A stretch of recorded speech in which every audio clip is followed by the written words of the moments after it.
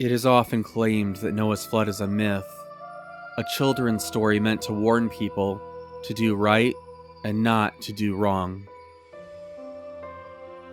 According to the Bible, thousands of years ago, a man named Noah was called by God, the creator of heaven and earth, to build a massive wooden ark.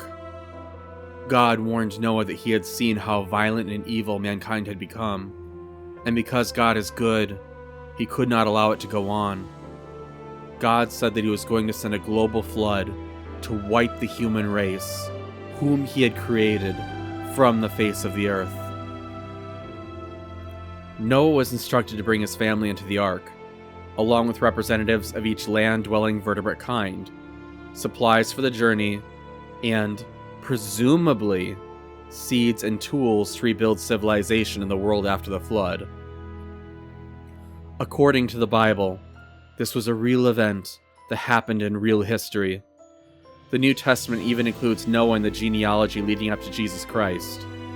And the book of Genesis claims that all of the land, under the whole of heaven, was covered by water. In other words, the biblical authors emphasized that according to their God, Noah's flood was a real event that covered the whole earth, not a local storm or some kind of myth or parable. But many claim that there is no scientific evidence to back up Noah's flood. After all, if there really were a cataclysmic global flood that covered the whole earth, then we would expect to find overwhelming evidence for it. Perhaps the first book of the Bible is just a collection of fairy tales, and perhaps the Bible stories should merely be regarded as simply that, nice stories that we can impose our own meaning upon, but which, contrary to the claims of the authors, do not represent real events in real history.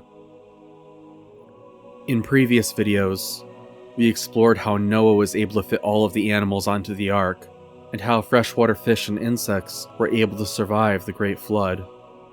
Now, in this series, we will examine 11 lines of scientific evidence for the case that the global flood really happened, and forever altered the face of this planet.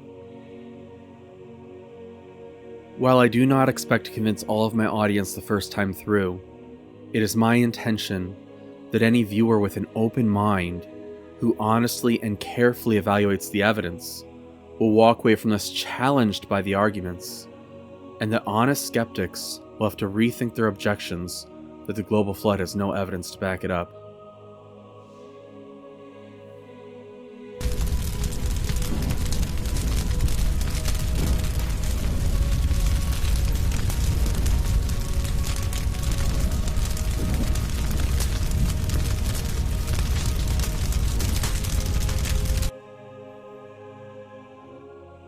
Flood legends found all over the world. While most of this series will focus on geology, the evidence for a worldwide flood from anthropology is certainly compelling. It's an interesting fact of history that virtually every culture on the face of the planet has a legend of a great flood that destroyed the whole Earth.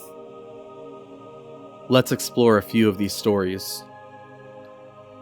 In Hawaii, they tell a legend of a man named Nu'u, who built a giant boat and filled it with animals to preserve them from a flood that was sent to destroy the world after the world had become filled with wicked people.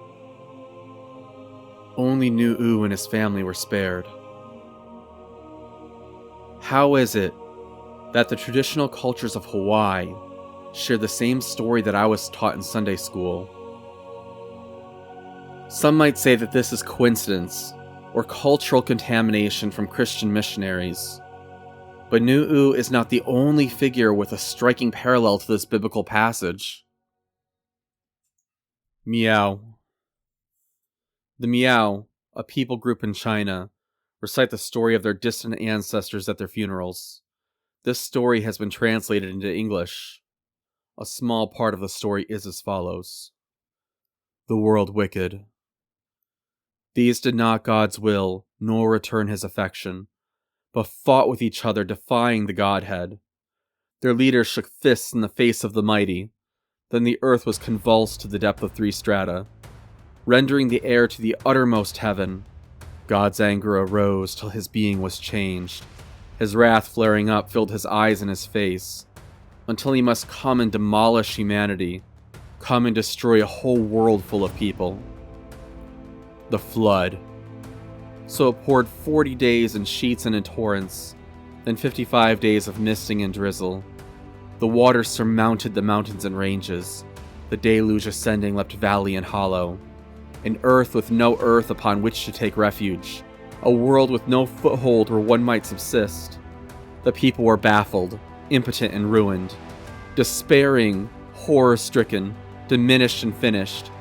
But the patriarch Nua was righteous, the matriarch Gaboluen upright, built a boat very wide, made a ship very vast. Their household entire got aboard and were floated. The family complete rode the deluge in safety. The animals with him were female and male. The birds went along and were mated in pairs. When the time was fulfilled, God commanded the waters. The day had arrived. The flood waters receded. Then Nua liberated a dove from their refuge, sent a bird to go forth and bring again tidings. The flood had gone down into lake and to ocean. The mud was confined to the pools and the hollows. There was land once again where a man might reside. There was a place in the earth now to rear habitations. Buffalo then were brought, in oblation to God. Fatter cattle became sacrificed to the mighty. The Divine One then gave them his blessing. There God bestowed his good graces.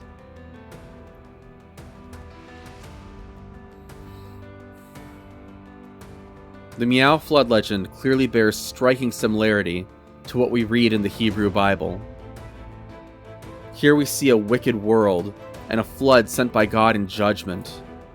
We also see a righteous patriarch, Nua, who built a very large boat to save himself, his family, and pairs of animals. Then we see the storm abated and a dove sent out. This is followed by an animal sacrifice to God, and the preparation for humans and animals to reestablish themselves on the earth. Notice that this is not a story about something that happened in ancient China, despite the illustrations I use here, but instead a story about an event that happened to humanity in the distant primordial past, even before the classic civilizations that we study in school were born. But more on that later on. Choctaw. Flood legends can even be found in the Americas. The final story for this video comes from the Choctaw Native Americans. This historical gem is longer than the previous 2, but deserves to be told in full. In ancient times, after men had lived a long period upon the earth, they became very corrupt and wicked, and deluged the earth with so much blood and carnage that the Great Spirit finally decided to utterly destroy them. He therefore sent a prophet among them, who went from tribe to tribe and from village to village, proclaiming the fearful tidings that the race was soon to be destroyed. No one paid any attention to him, however, and people went on in their wickedness as carelessly as ever. But one year, with the coming of autumn, mists and clouds gathered over the earth, so that there was no sun shining by day, nor did the moon and stars light up the gloom of night. The situation grew gradually worse, until the earth became shrouded in total darkness. The air was chill, and all animate nature became silent. People too became silent and perplexed, but yet they gave no evidence of repenting for their evil deeds. They were compelled to find their way from place to place by light of torches. The food that they had stored away became moldy and unfit to eat. Soon the silence of the skies was broken by muttering thunder. As time went on, the thunderings grew louder and spread to almost every quarter of the sky. The wild beasts, overcome with terror, lost their dread of man, and crept up around the village fires that gave the only relief from the general darkness and cold.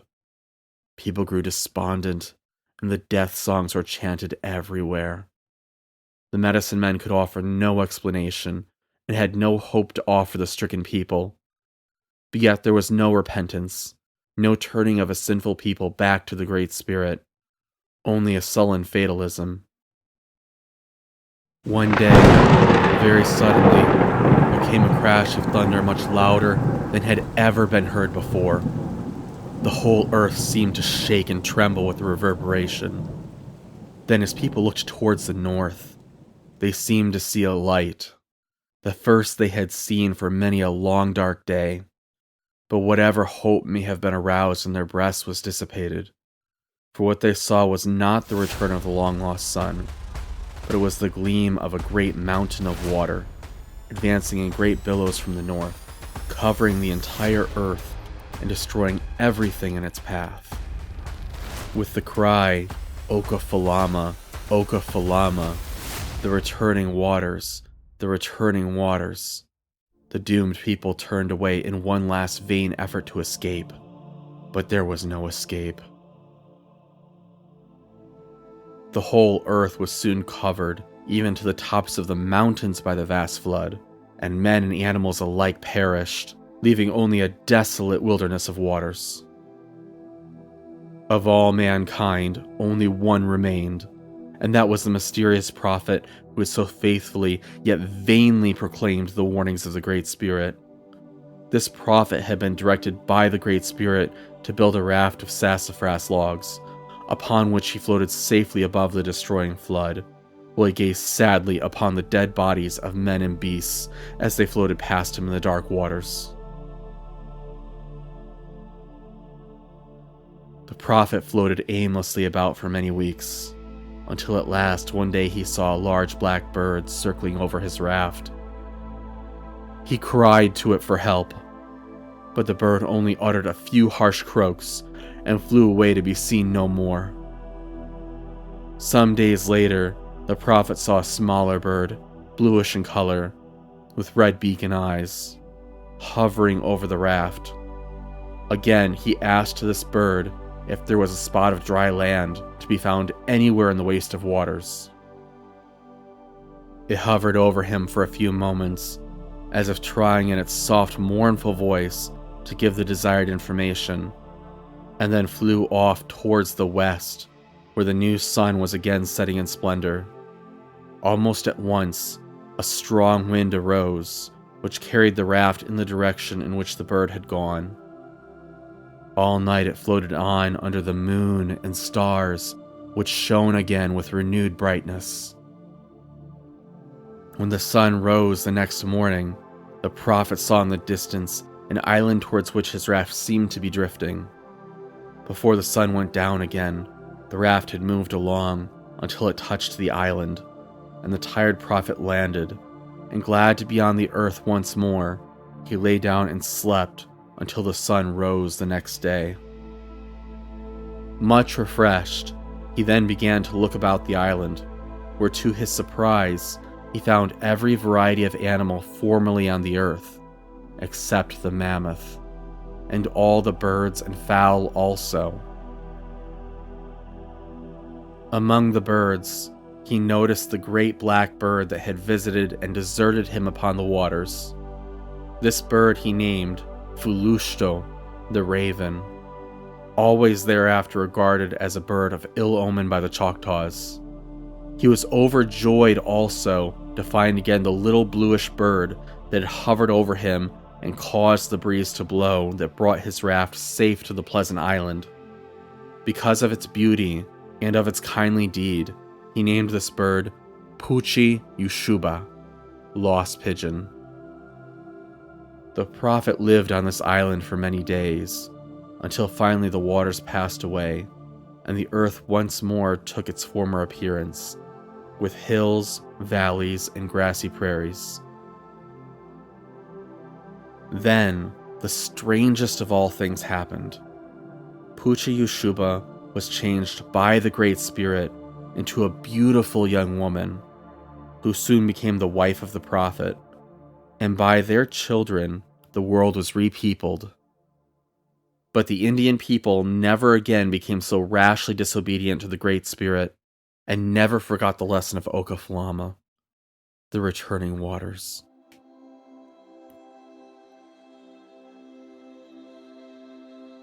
Considering the lack of mass communication in the ancient world, trying to explain the fact that the global flood is talked about in virtually every culture would seem to defy an alternative explanation. Why would so many separate cultures just happen to invent the same essential story over and over again? And why these specific details?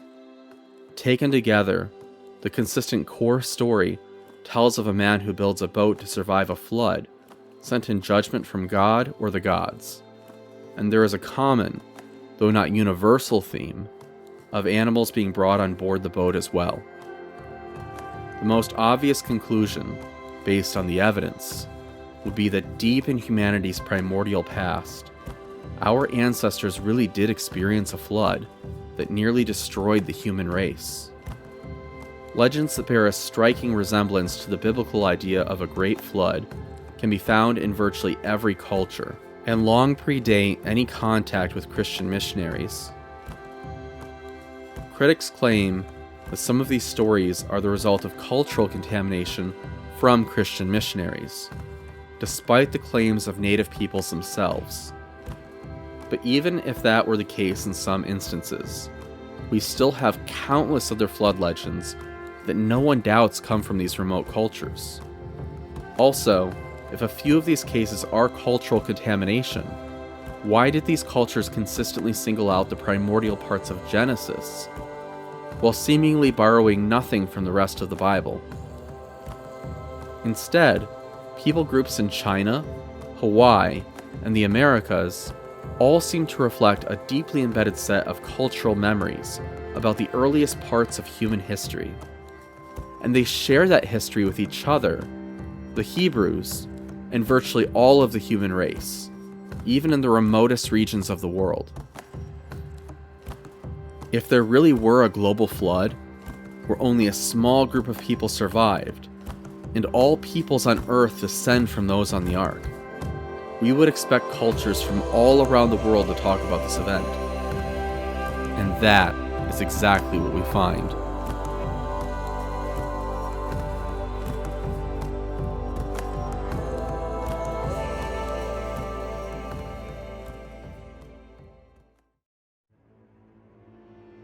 Addendum. While doing research for this project, I noticed something that was not obvious at first. We use terms like the Choctaw flood legend or the Meow flood legend for the sake of convenience, but it would be more precise to say that this is the global flood legend as told by the Choctaw people. Notice that these are not stories about what happened to a particular tribe of people. This is the story of an event that happened to the whole of the human race. If someone were to switch depictions between these flood legends, it would make very little difference. If one were to read these legends, not knowing which culture they came from, it is unlikely one could have guessed, since they describe the world before the flood, rather than the modern host culture. This is part of the reason why I took generous artistic license and integrated elements from many cultures throughout this video.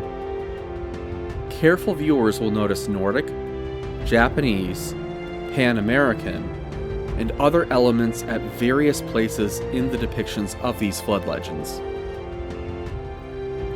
Noah was not Middle Eastern, European, Chinese, or Egyptian. He was born in the world before the flood, and is the patriarchal ancestor of every culture and every person alive today. Egypt, Babylon, China, and Greece were not founded until sometime after the flood, and the same can be said of every classic civilization that we read about in the history books. This raises a number of questions. If there really was a cataclysm in the distant past that predated classic civilization, which nearly destroyed the human race, then what did this antediluvian world look like? Noah's family would have represented a great deal of genetic diversity. but we can also presume that much of the pre-flood genetic diversity was lost in this cataclysm.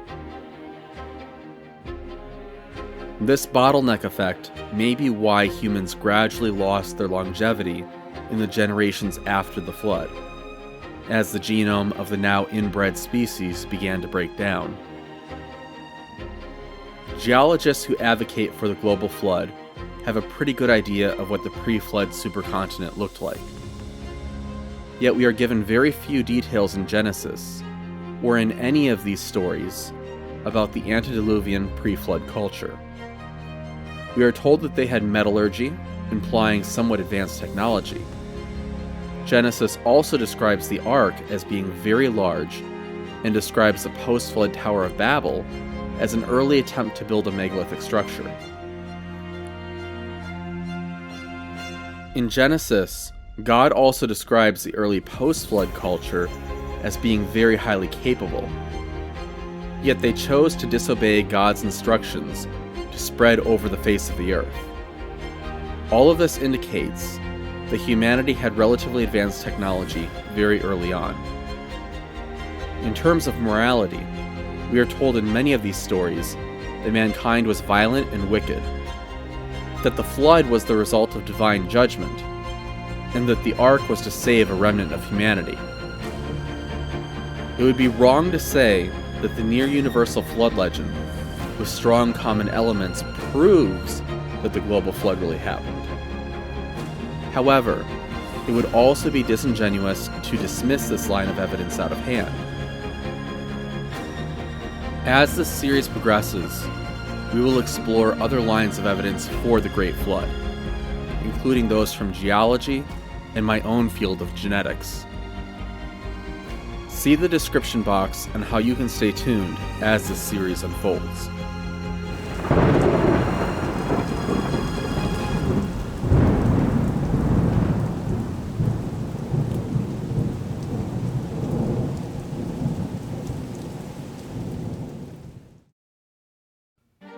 I am pleased to announce the launch of my new website, gsmuse.com. This is a new online central hub where you can learn about my videos and articles discussing science, economics, politics, and the evidence for the Christian faith. But by far the content that I am most proud of are my works of fiction. At gsmuse.com you can enjoy many of my short stories entirely for free. This is also where you can sign up for my free email newsletter to learn when I publish new content, as well as receive content that is exclusively available only through this newsletter. With that said, my first full-length novel is finally available to the public. In Broken Mirror, How Will We Be Remembered, readers go on a journey with a pastor who, after preaching his first sermon at his new church, is taken captive and pulled across time. Through his journey, he encounters men and women of faith from every century, encounters that challenge the core of everything he believes. While I make no secret of being a Christian, many of the topics I deal with in both my works of fiction as well as non-fiction are not safe for Sunday school. The Bible itself deals with a lot of heavy topics, and as Christians living in the real world, we are going to have to process a lot of things that may not fit into a Ned Flanders or VeggieTales stereotype. The Bible tells us that we live in a fallen and broken world, and I seek to write in a way that reflects the truth of that reality, but also reflects the beauty and complexity of God's creation. They say it is better to light a candle than to curse the darkness. It is my hope that my content and my life can shine a light that points people to the true light of the world, Jesus Christ. So be sure to like, comment, and subscribe, and head on over to gsmuse.com to see my other content and sign up for my free email newsletter.